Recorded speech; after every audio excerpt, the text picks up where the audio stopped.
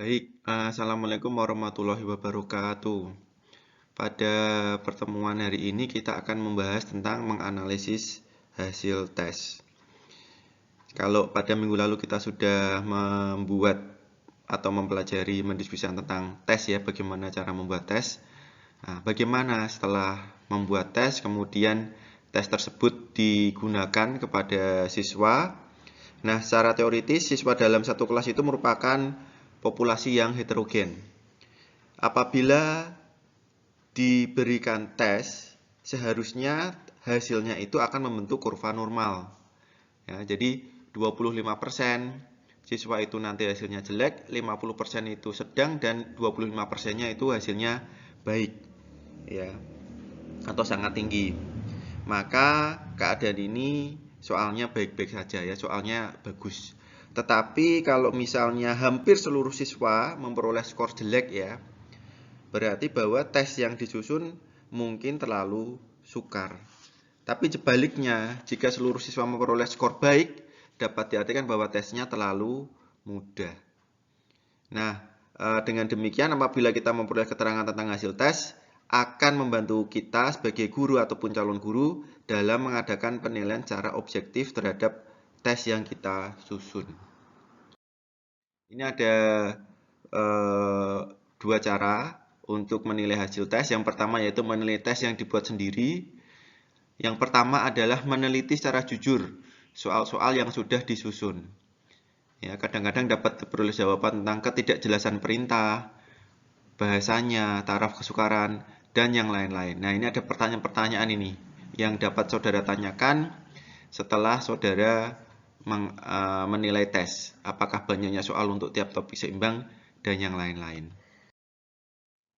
Cara kedua adalah menganalisis soal ya, atau item analisis. Analisis soal ini suatu prosedur yang sistematis yang akan memberikan informasi yang sangat khusus terhadap butir tes yang kita susun. Fungsinya yaitu mengidentifikasi butir soal yang jelek, kemudian memperoleh informasi yang akan dapat digunakan untuk menyempurnakan soal untuk kepentingan yang lebih lanjut, dan memperoleh gambaran secara sepintas tentang keadaan yang kita susun. Kemudian yang ketiga yaitu mengadakan checking validitas. Validitas yang paling penting dari tes buatan guru adalah content validity atau validitas isi. Kita harus merumuskan tujuan setiap bagian pelajaran secara khusus dan jelas sehingga setiap soal kita dapat kita jodohkan dengan setiap tujuan khusus. Dan yang cara keempat adalah dengan mengadakan checking reliabilitas, yaitu indikator untuk tes yang mempunyai reliabilitas yang tinggi adalah bahwa kebanyakan dari soal tes itu mempunyai daya pembeda yang tinggi. Nah, untuk analisis yang kedua yaitu analisis butir soal, ya, item analisis. Kapan sebuah soal dikatakan baik? Ya, yaitu apabila berhubungan dengan taraf kesukaran, daya pembeda, dan pola jawaban soal. Kalau validitas dan reliabilitas itu sudah dipelajari di bab sebelumnya. Oke, apa itu taraf kesukaran? Ya, taraf kesukaran. Taraf kesukaran itu merupakan indeks sebuah soal sukar atau mudah. Nah, soal yang baik itu soal yang tidak terlalu mudah atau tidak terlalu sukar. Soal yang terlalu mudah tidak merangsang siswa untuk memecahkan masalah. Sebaliknya, soal yang terlalu sukar akan menyebabkan siswa menjadi putus asa dan tidak mempunyai semangat untuk mencoba lagi. Jadi, dulu saya pernah mendapatkan soal yang susah ya, matematika. Tak coba beberapa cara, itu belum menemukan jawaban. Sampai kepikiran sebelum tidur ini bagaimana cara menyelesaikannya. Akhirnya tidak ketemu jawabannya, dan ya sudahlah, besok saya tanyakan ke guru. Nah, kalau misalnya ada soal yang terlalu sukar ini menyebabkan siswa terlalu menjadi putus asa. Nah, oke. Next. Bilangan yang menunjukkan sukar dan mudahnya sesuatu soal disebut indeks sukaran ya, difficulty index dari 0 sampai 1,0. 0 itu soal yang sukar, 1 itu mudah. Nah, dalam istilah evaluasi pembelajaran, indeks sukaran diberi simbol P. Ya, P itu singkatan dari kata proporsi. Nah, contohnya soal dengan P 0,7 itu lebih mudah dibandingkan dengan soal P 0,2 dan yang lain-lain. Rumus untuk mencari P itu sama dengan B per JS. B itu banyaknya siswa yang menjawab soal dengan betul atau benar. JS itu jumlah seluruh siswa peserta tes. Misalnya ada 20 orang mengerjakan tes yang terdiri dari 20 soal. 1 betul, 0 salah ya. Kalau pilihan ganda, biasanya jawabannya 1 betul, 0 salah. Nah, di sini ada contohnya. Oke.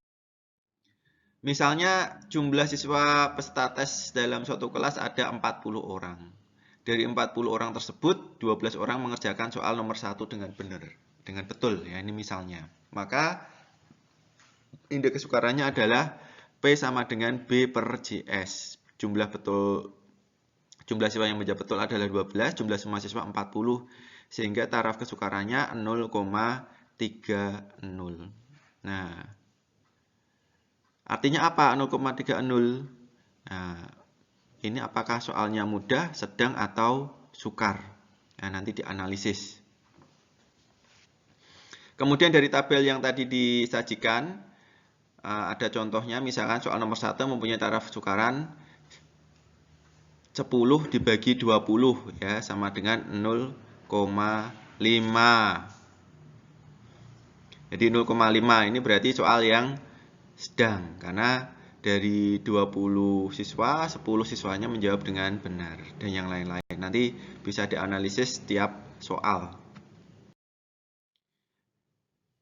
Nah, ini ada kriteria atau klasifikasi untuk indeks kesukaran.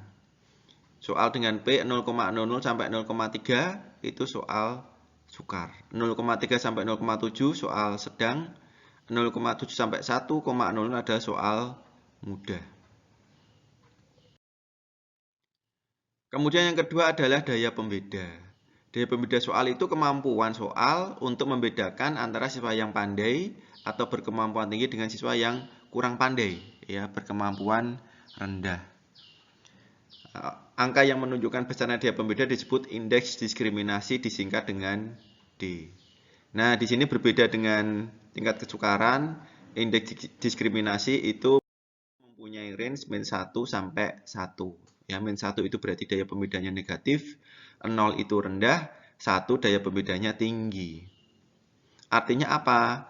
Contohnya misalnya, bagi suatu soal yang dapat dijawab benar oleh siswa pandai maupun siswa bodoh, maka soal itu tidak baik karena tidak mempunyai daya pembeda. Demikian juga jika semua siswa baik pandai maupun bodoh tidak dapat menjawab dengan benar, maka soal tersebut tidak mempunyai daya pembeda. Soal yang baik adalah soal yang dapat dijawab benar oleh siswa yang pandai dan dijawab salah oleh siswa yang kurang pandai. Nah, untuk menganalisis nanti hasilnya dibagi dua kelompok, yaitu kelompok atas upper group dan kelompok bawah lower group. Ini ada cara menentukan. Untuk kelompok kecil ya kurang dari 100 itu mudah ya, nanti dibagi dua tadi. Ada kelompok atas dan kelompok bawah.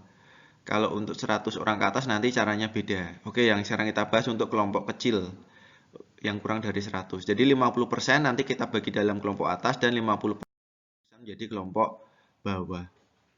Misalnya ini ada 10 siswa, skornya seperti ini. Maka kita kelompokkan, ada kelompok atas dan kelompok bawah dibagi ya, 50% si A kelompok atas, 50%-nya lagi menjadi kelompok bawah. Jadi yang langkah pertamanya adalah diurutkan lalu dibagi dua.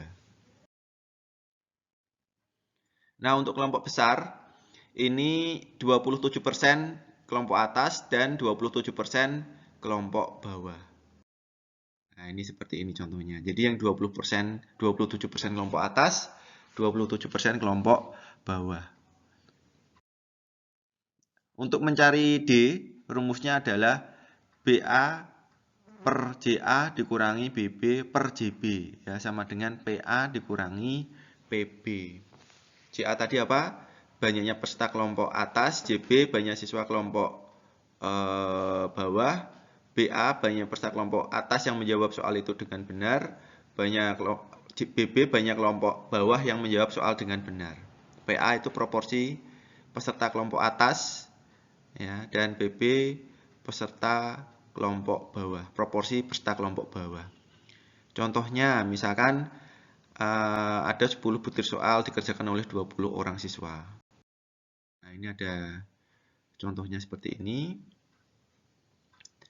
Setelah dianalisis, maka siswa A 1010001110 mendapatkan skor 5. Dan seterusnya. Setelah dianalisis, diurutkan skornya A5, B7, C8 sampai T sama dengan 6. Kemudian angka-angka tersebut belum teratur, ya, diurutkan, di array dari skor yang paling tinggi ke skor yang paling rendah. Nah, ternyata setelah kita analisis, kita dapatkan kelompok atas ada 10 orang, kelompok bawah 10 orang. Seperti ini ya. Nah, ini di array, diurutkan. Kemudian kita analisis. Ya, misalkan contoh dengan memperhatikan tabel khusus untuk butir soal nomor 1. Ya, dari soal nomor 1 tersebut saudara lihat dari kelompok atas yang menjawab betul ada 8 orang. Ya, kemudian dari kelompok bawah yang menjawab betul ada 3 orang. Kita terapkan dalam rumus indeks diskriminasi. Tadi CA-nya 10, JB-nya 10 ya, sudah di awal kita urutkan tadi. Nah, BA itu jumlah siswa yang menjawab betul dari kelompok atas ada 8, BB jumlah siswa dari kelompok bawah yang menjawab dengan benar ada 3. Sehingga PA itu BA per CA ketemu 0,8, PB-nya 3 per 10 ketemu 0,3. Sehingga daya pembedanya adalah 0,8 dikurangi 0,3. Ketemunya 0,5. Sehingga nilai dari indeks diskriminasi untuk soal nomor 1 adalah 0,5. Ada juga saudara perhatikan contoh soal nomor 8. Ya, CA-nya 10, JB-nya 10. Yang menjawab benar kelompok atas ada 8. Yang menjawab benar kelompok bawah ada 9. Sehingga PA-nya 0,8, PB-nya 0,9. D-nya berapa? 0,8 dikurangi 0,9 sama dengan min 0,1. Nilainya apa? Berarti daya bedanya itu negatif.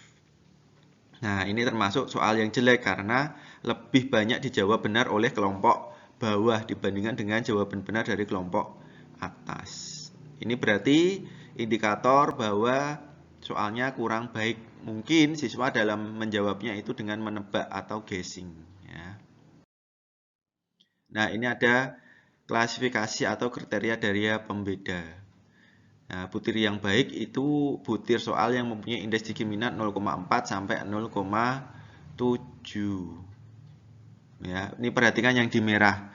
Nah, ini yang di merah ini ya nanti apa namanya 0,0. Jadi ini bacanya D lebih dari sama dengan 0, D kurang dari sama dengan 0.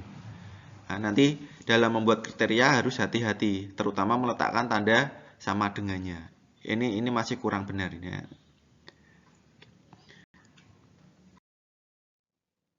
Oke, ini hubungan antara P dan D. Saudara bisa pelajari sendiri. Nah, ini grafik ya, grafik hubungan antara P dan D. Tadi misalkan untuk P-nya 0,5, D-nya maksimum. Itu artinya apa?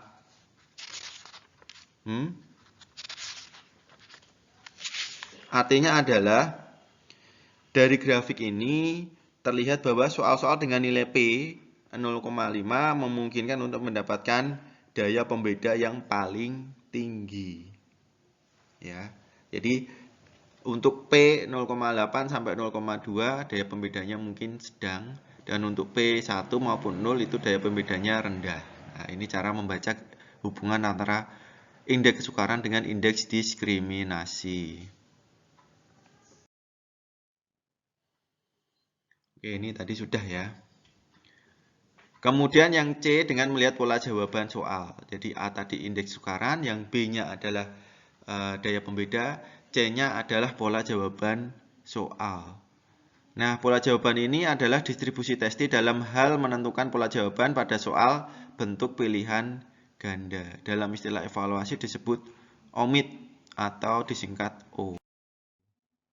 Dari pola jawaban soal dapat ditentukan apakah pengecoh atau namanya distractor itu berfungsi dengan baik atau tidak. Pengecoh yang tidak dipilih sama sekali oleh testi berarti bahwa pengecoh itu jelek, terlalu mencolok dan menyesatkan. Sebaliknya, jika distraktor dapat dikatakan berfungsi dengan baik apabila distraktor tersebut mempunyai daya tarik yang besar bagi pengikut tes yang kurang memahami konsep atau kurang menguasai bahan. Maka dengan melihat pola jawaban soal akan dapat diketahui taraf kesukaran soalnya, daya pembeda soal, dan baik tidaknya distractor. Nah, suatu distractor dapat diperlakukan dengan 3 cara. Diterima, ditolak, dan ditulis kembali. Jadi diterima karena sudah baik, ditolak karena distractornya terlalu jauh dari hasil yang sebenarnya, ditulis kembali. Mungkin kalimatnya kurang sesuai. Nah, menurut soal itu suatu pekerjaan yang susah, sulit ya, sehingga apabila masih dapat diperbaiki, sebaiknya diperbaiki saja, tidak dibuang. Suatu distractor dapat dikatakan berfungsi baik jika paling sedikit dipilih oleh 5% pengikut tes. Nah, ini ada contohnya, ini bisa dipelajari sendiri, ya, ini mudah ya.